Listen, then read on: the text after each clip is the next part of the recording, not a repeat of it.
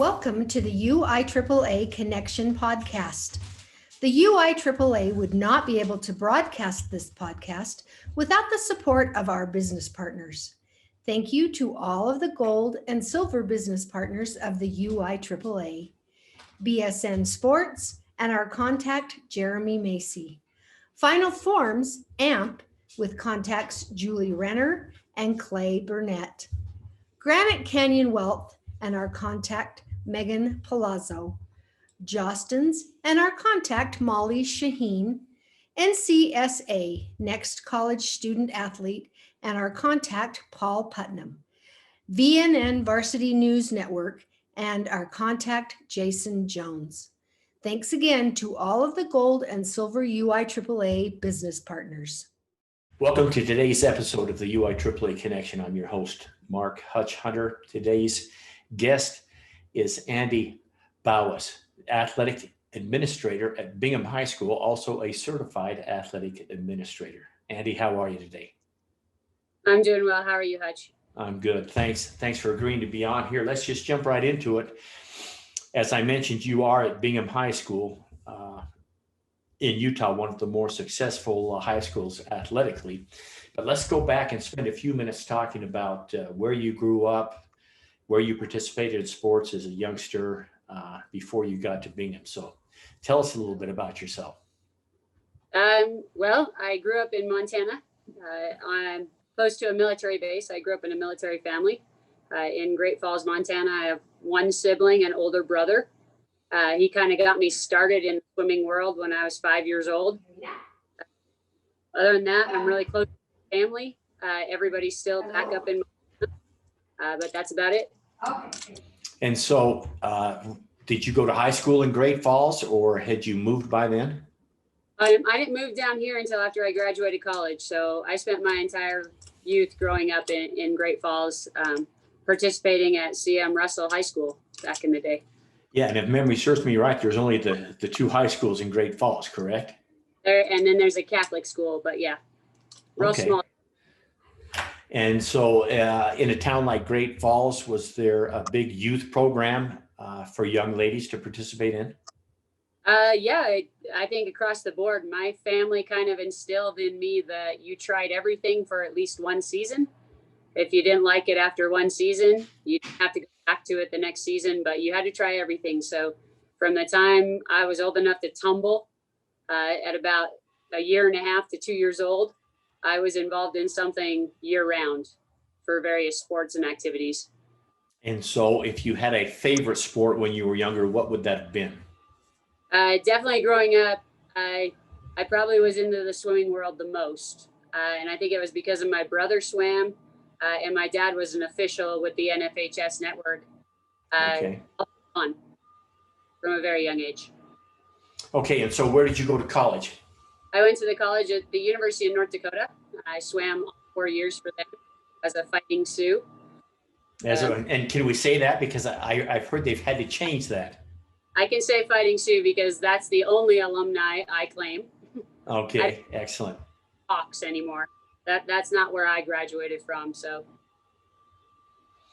And yeah, I've got a good friend from North Dakota who actually was Craig Perry. I don't know if you've met him, but I've known him through the NIAAA. Okay. And he was giving me the whole background of how they had to change the Fighting Sioux and about how they have more opportunities for Native Americans there in medical school and law school than any other university. But yeah, we won't get into that. And so what then brought you to Utah from Montana? My dad was in the military. So my senior year of college, he got stationed down here at Hill Air Force Base. So when I was finished up with my student teaching in Montana, I actually went back to Montana to student teach. When I finished up all my student teaching requirements, I thought the whole family was moving down to Utah. So I only applied for jobs in Utah. My dad made it to about December of my first year of teaching before they restationed him back to Montana. And he had my family back up there. And then I was stuck in Utah. And so was Bingham High School your first job? No, I actually started at Jefferson Junior in Kearns, Utah. Okay. I was hired to teach ESL science and math, and coach boys basketball and boys and girls volleyball my first year. It was a new thing. Middle school athletics was big in Granite District at the time. Mm-hmm. And so I taught there for a year and a half, and then South Hills Middle School in Riverton opened as a brand new middle school. And my friend kind of coerced me into going over there. And when I moved there, there were no middle school athletics. So coaching kind of became a thing of the past for that semester. And then a job opening up coaching swimming here as an assistant coach at Bingham High that next year. And I jumped on board that year. And who was your principal at South Hills when you first went there? Mike Royce. Okay, so Marilyn Richards came after Mike, after you left, is that right? After I left, yeah. Okay. And so how long have you been at Bingham then? This is my 16th year here at Bingham High. 21st as a coach for Bingham. Okay, and that's obviously you're still the head coach for both the boys and the girls swimming then. No, I'm not. They made me resign from coaching here as part of the full-time AD job that Jordan School District has now adopted. Okay. All right. So obviously you miss the kids, I would think. I miss kids immensely. I miss the connection to the program. And I feel like, for me at least, to feel like I'm an effective AD, to be able to be in the coach's shoes and in the trenches with what they're dealing with, I feel like hard adjusting this year, because I can't say, well, this is what I did, because I'm not there in the coaching world right now. Okay, so growing up in Montana, and then maybe when you started coaching here in Utah, who were some of the mentors, possibly bosses or teachers that you worked with that were really a good role model for you?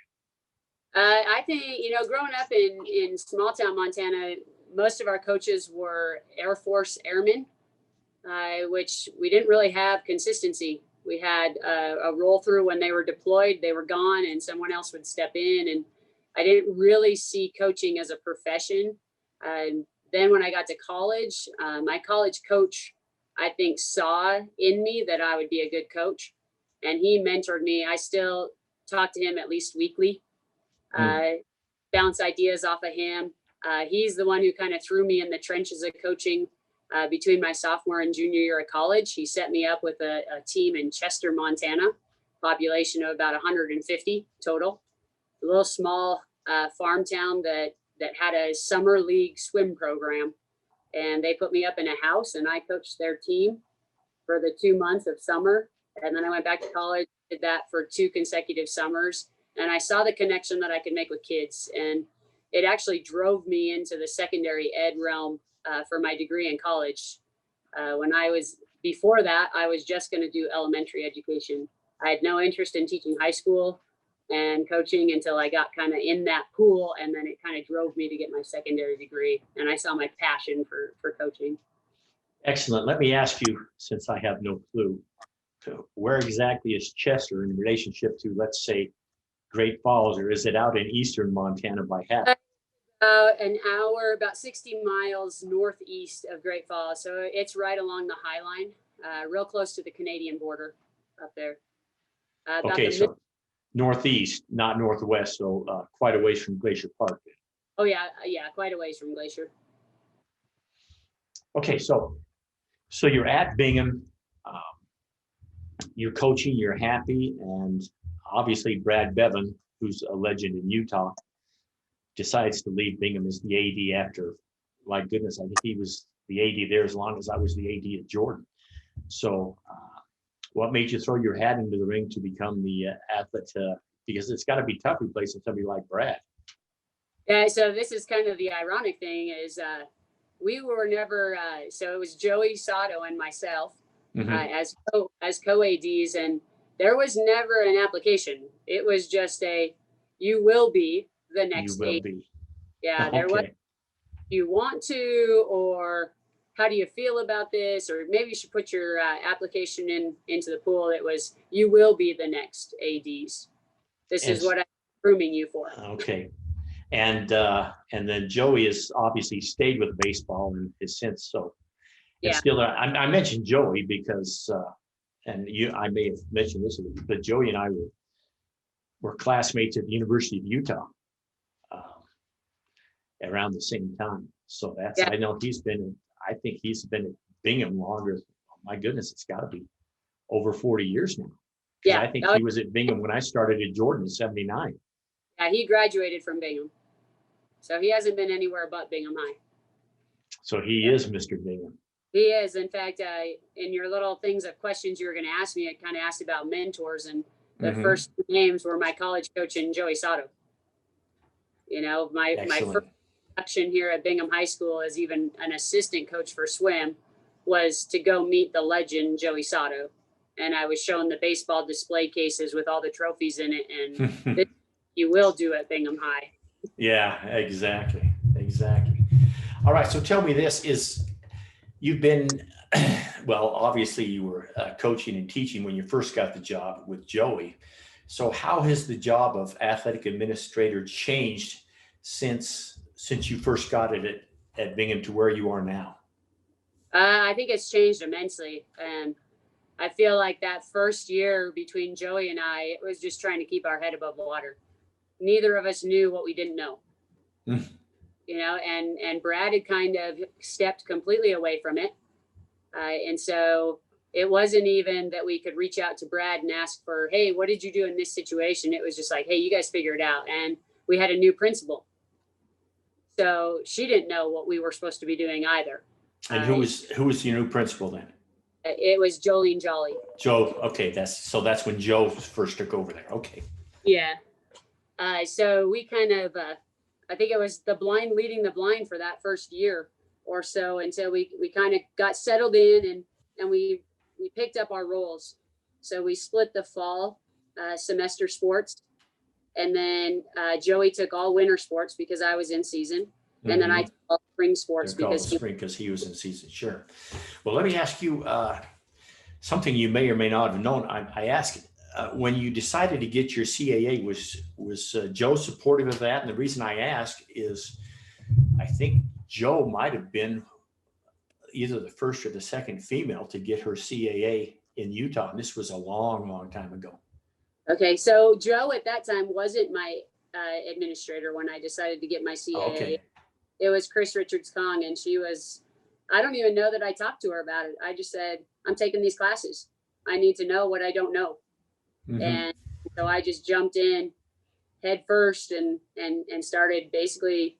I remember that first national convention I went to, I think I took 4 consecutive classes, you know, and at that point I didn't know that was the wrong thing to do. That was overload for me. And I can't ride, you know, for a couple months, but I learned a lot during those initial classes that I didn't know I was supposed to be doing, or if it had even been done in the past. You know? Exactly, because I chuckle a little bit when you say 4 classes. I remember, I think the second conference I went to was in Las Vegas. This is back in the late 90s. And it was when there was only 6 LTI courses. And I decided I needed to take 4 of them. And of course, I had absolutely no time for anything along with the conference and everything. So I know exactly what you say, but it's, you really understand what you don't know. I like the phrase that you use. I didn't know what I didn't know, because we've heard that in a couple of the other podcasts that we've had here, that the leadership training is so important for all athletic directors, whether you've been in it whether you knew or whether you've been in it for 15 years, that leadership training is so important to help us to do our job right. So talk to us now about your journey with the state association. You talked about your first national conference, and that's got to be what, 4 or 5 years ago. And I know now you're a member of our athletic director executive committee, but talk to us how you became involved in that. I think my principal, Chris Richards-Kong, we kind of spearheaded our region board of managers. It was when Bingham kind of got thrust into the Utah County pool. Yes. And we kind of felt like we were the odd duck, and we had no say because it was 5 versus 1, 5 Utah Valley schools versus us up north. So she kind of just said, I'm going to be the region chair. And if I'm the region chair, you're going to be the athletic director. There you go. I like it. So I said, all right. Again, I don't know what I don't know and what I'm supposed to be doing, but will gladly sit at your side and transpose. I think my biggest frustration back in the early years is there was really no communication. So I knew you guys had the ADEC committee and that information was discussed in those meetings, but it was never being disseminated to the region ADs. As it should have been. So I see. So I felt like, man, the first time I attended a meeting, I was like, wait, this is what we were supposed to be finding out about every month or, every 6 weeks. And we were hearing nothing. There was very much a lack of communication from the top down.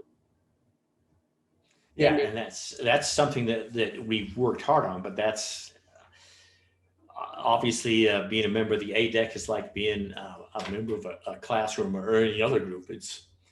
We depend on those ADEC members, as you know, to get that information out to our athletic administrators.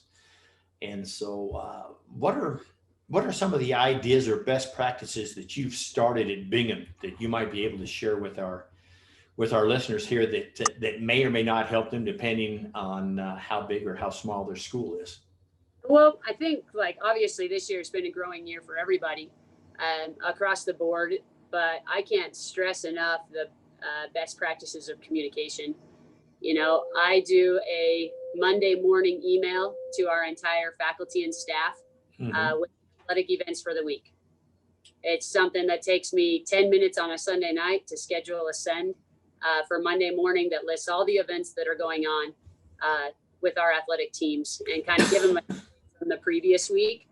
I found our faculty loves it. They love getting a calendar of what's going on. They know kind of where to watch live streams. I put all of our live stream information on there. And then I send a blast I have every one of our parents on an email thread for each of the various sports, and I communicate weekly with our parents. This is our upcoming events. This is where your tickets are going to have to be bought at. Here's your code for tickets. Here's our COVID testing schedule for the week. I think parents have been so grateful for that line of communication, and they've been much more enjoyable per se and less argumentative when I'm proactive with the information. And so is this something, do you have to set this up with your email? Because I know some of the scheduling programs, I have no idea which one you use at Bingham, but some of the scheduling programs have that built in where the parents can sign up.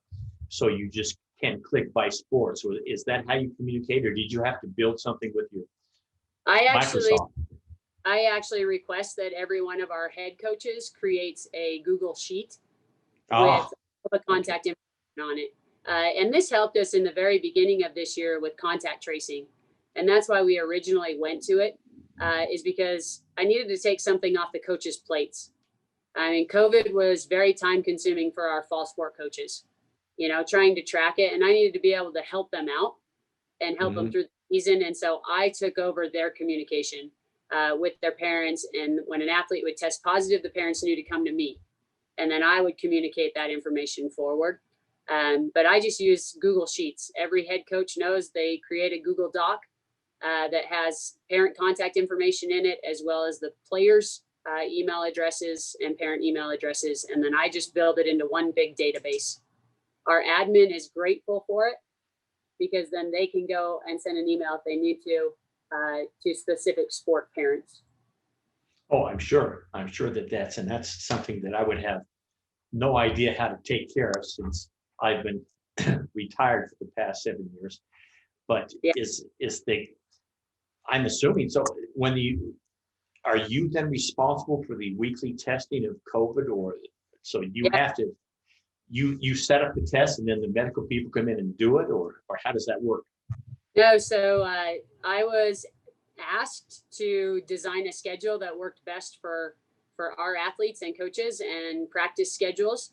And so we actually test Monday, Tuesday, and Fridays here at Bingham High. Our sports programs, we test girls sports on Monday, including cheer. We test boys sports on Tuesday. And then on Fridays, we test those programs that are offsite, like swimming, our freshman basketball program, and our drill team. When we come in, I have them register in a Google form. They register, and myself and my 2 trainers will swab the noses, process them, and then I'm tasked with entering the results of those into the register. How soon do I know what these? So you use the rapid test at Bingham. How soon do you get that information back? 15 minutes. Really? Yeah, we're really efficient here. I love my 2 athletic trainers are on the ball. And every once in a while we'll get a nurse. We usually have nurses assigned to us on Friday that'll be able to help us out. But we can run through 90 tests in about 45 minutes on those kids. So you're talking with the 3 basketball teams for women, 3 for men. So that's we have 4 60, 70, or do you have freshmen now in the Jordan district? Yeah, freshmen are sanctioned now in Jordan district. So the nice thing is like on our A day on Monday, we do all of girls basketball and cheer. And those are the only 2 programs that are tested. So it's really quick and easy. On Tuesday, we do boys basketball and wrestling. And then Fridays are the drill. All of our freshman athletes, doesn't matter what level they play at, because they don't have school on Fridays. Sure. And then obviously our drill team is Friday as well. Okay, and are your infection rates about the same as with the schools? Not that high, not certainly like the high. They brought on board, Jordan School District decided that we were going to start testing all of our camp and clinic attendees, as well as all of our activities. So this last Friday, we administered 370 tests. It was the longest day of my life of testing. And we had 3 positives total. So I feel like our numbers are really low. At this point in the year, most of our kids, well, I wouldn't say most, but at least 25% of our kids have already had it and are in a 90-day clear. So we don't have them. And I think everyone, at least the message that Angela Dunn, the state epidemiologist, puts out. I remember when they canceled the start of winter sports for 2 weeks, but they allowed the football teams to finish. And then of course they tested, I think, all the football teams, all the drill, all the cheer. And there just weren't very many cases. Yeah. And they're saying that the kids, if they do catch it, they're catching it someplace besides school. Let me ask you, what's the plan for, of course, by the time this airs, it'll be a few weeks from now, but what's the plan for vaccinating the teachers and the workers in the Jordan districts? Because I'm sure it'll be similar in Canyons and in the Valley. Yeah, our round of vaccinations is this Friday. So any staff member, which are a lot of our paraprofessional coaches are considered staff members, they're 55 and older, they'll be vaccinated starting Friday. So a lot of our paraprofessional fall sport coaches are on the roster to be vaccinated starting Friday. And then they're just going to do it based on age. So then the next Friday, they'll vaccinate the next group of faculty members. Excellent. Well, then let me ask you, in your job as athletic administrator at Bingham, what's the favorite part of your job now that you're in it full time? And I know it's not COVID testing, so there's got to be something else in there that you love about it. I still get to teach 2 classes, and they allowed me that, thankfully, this year to be able to keep. I just really like the rapport with the kids. The relationships is a big driving force for me. With a lot of the restrictions with COVID, I feel like there's a lot of things that are kind of in the gray area of what an athletic administrator actually does. Like, never in my time did I think that I would be the live streamer for the sophomore and JV level games. But because we can't have students at our games, that now falls on me so that my grandparents and aunts and uncles can watch players play in the gym. And so I live stream those events. This last weekend, we were at Harriman for a wrestling tournament, and I took my camcorder out there and I filmed all the wrestling matches. And then I uploaded them to YouTube. Watching the kids' face as I walk in and they know who I am now. In a school of 2,500, some of our top tier kids that I would communicate with all the time, they always knew who I was. Or Sure. my kids who I was always holding their hand to get them to go to class or get their grades up so they were eligible, they knew who I was. But that middle level kid, they maybe knew I had some connection with athletics, but they really didn't know. I feel like now they all know who I am.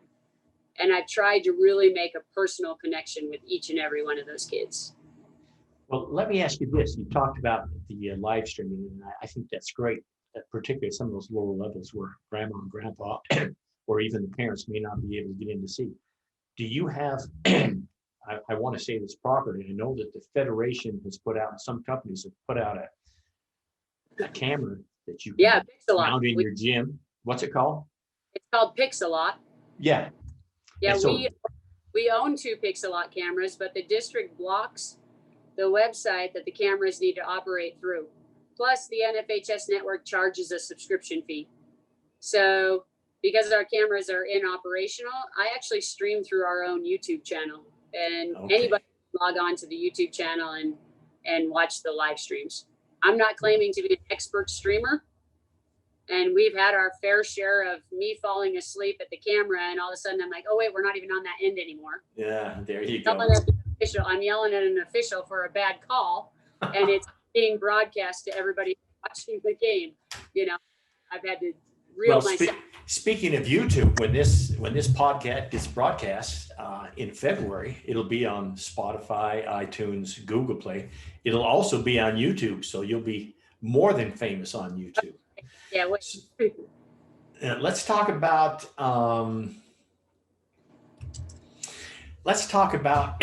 So you've been an athletic administrator for what, 12 years, maybe? I think this is my 9th this year. Okay, 9 or 10 years. So we'll call you a 10-year veteran. As a 10-year veteran, what are 2 things that you could share with, when I say new athletic administrator, I'm talking anywhere between 1 to 4 years. So let's say a person somewhere in that neighborhood, and they're looking to you to have the 2 most important things that you could share with them that would help them as a beginning athletic, to help them know what they don't know. I think 1, you cannot over communicate. I think the more you communicate, the better your rapport is going to be within your community. And then number 2, constantly be asking questions. Whether you're asking questions of your administrators, you're asking questions of other ADs. You know, I feel like we have a great group of athletic directors that we're always talking to each other. You know, you shoot somebody a text, hey, what did you do in this situation? Or if this came up, what would you do? You know, you have to ask those questions. And sometimes it's as much as, hey, I don't know what I'm supposed to be doing. What should I be doing right now? You know, how are you handling these situations? You know, I think just reaching out and then delve into the leadership courses. You know, I took the LTI over the virtual conference on mental. Mm-hmm. And I didn't even know what I didn't know for that. Like, I knew my kids were struggling. I could feel it in the building. In fact, back in November, I told the principal, we got to do something. Our kids are walking on eggshells. Sure. Our athletes are walking on eggshells because they don't know if their season's going to be canceled. Our general ed kid is walking on eggshells because the last time they said we're going out for 2 weeks, we never came back. So I knew our kids were struggling, and I didn't know how to help them, though. Like, that was a new component for me in looking at a mental illness and how high school kids actually are dealing or not dealing with this. You know, and then reaching out. There's so many great podcasts out there that are quick, short, little, you know, 15, 20, 30-minute things that can just really stimulate your brain and your thinking and get those creative juices flowing on how to make it happen. You know, I started doing gratitude walks in my building. Mm-hmm. And I stopped by my classrooms of my coaches and just say, hey, you know what? I just want to pop in and say thank you for everything you're doing. You know, is there anything I can get for you? You need a Coke today? I got one. You know, just something a little simple that gave me that connection to those coaches that knew, hey, she really is looking out for us. Because I think our coaches are in a lot of that same uncertainty. No one really knew, and then again, there was lack of communication. We didn't know what the UIAAA was thinking. We didn't know what the state was thinking. You know, we didn't even know what our district was thinking. You know, we still don't know what we're doing with spring sports and overnight travel. And they're not decision until the end of the month. So I feel like just that quick little gratitude walk. I wrote thank you cards to all of my coaches, something real simple. I gave them a book at Christmas, just little things to make that connection with your coaches. And it's really hard to lose sight of those paraprofessional coaches who aren't building, and reaching out to them is even more needed, I think. No, because go ahead and finish. Sorry to interrupt. Oh, that's okay. I think it just making that connection and going out of your way to make your coaches know that you're there, Well, I think what impresses me about two of the things that you just mentioned was, one is the little things, because we've done a few of these UIAAA Connection podcasts now, and that seems to pop up in everyone. And the other one that pops up in everyone is the networking component. Being able to network, either it's nationally or, more importantly, within your state, within your region. And I think we're fortunate, at least in Utah, because I think we have a fairly strong athletic directors group, and I think that network that we've tried to build and make that where everyone can feel a part of that is really important. So that's great points. Thanks for bringing that out. We're just about to the end of this. Let me ask you this question. Let me make sure that I covered everything, which I believe I did. So the last question I like to ask is, what question should I have asked you that I didn't ask? And you're smiling. Of course, you can't see that on the podcast, but at least people think that I'm that smart that I made this up. I stole that from Dan Rather on the big interview. So what question should I have asked you that I haven't asked you? I don't know. Do I still love it? Yes. Even after everything that we're going through with COVID, and it seems like I spend 90% of my day here at Bingham High School. I feel like I'm working 100+ hours a week, and I get Sundays off. But man, come Monday, I'm ready to go at it again. I think the passion is still there. I think as a new AD, if I had one piece of advice, it would be just have fun with your job. Like, it really is about the kids, and those kids are going to remember this year, and they need a positive to remember from. Absolutely. And I think that's maybe if there's one thing people can take away from this podcast, I think that last thing you said, it's really about the kids. And sometimes we get in those long days, and it's a long Friday, and we get to school at 6:45. And that varsity game's not starting until 7 that night. And we've had a whole day of this, that, and problems. And of course, now it's with COVID that thankfully I don't have to deal with. But I really think your point about this is it's about the kids. I just don't think we can lose sight of that. So just thank you so much for your input. So I think unless you have some questions of me or anything else you'd like to share, Andee, that pretty well takes care of it here. No, I don't have it. I mean, I'm always open to answer questions on anything. You can email me. I'm pretty sure my number's out there somewhere. You can text is much easier than phone calls, obviously, but and I'm always open to help anyone out that needs help if I can. Well, thank you. So that wraps up another episode of the UIAAA Connection. Once again, we'd like to thank our guest this week, Andee Bouwhuis, who is the athletic administrator at Bingham High School, a great example to everyone, and has some great points and some great stories. So thanks very much, Andee. And for our listeners, we'll see you again next Friday.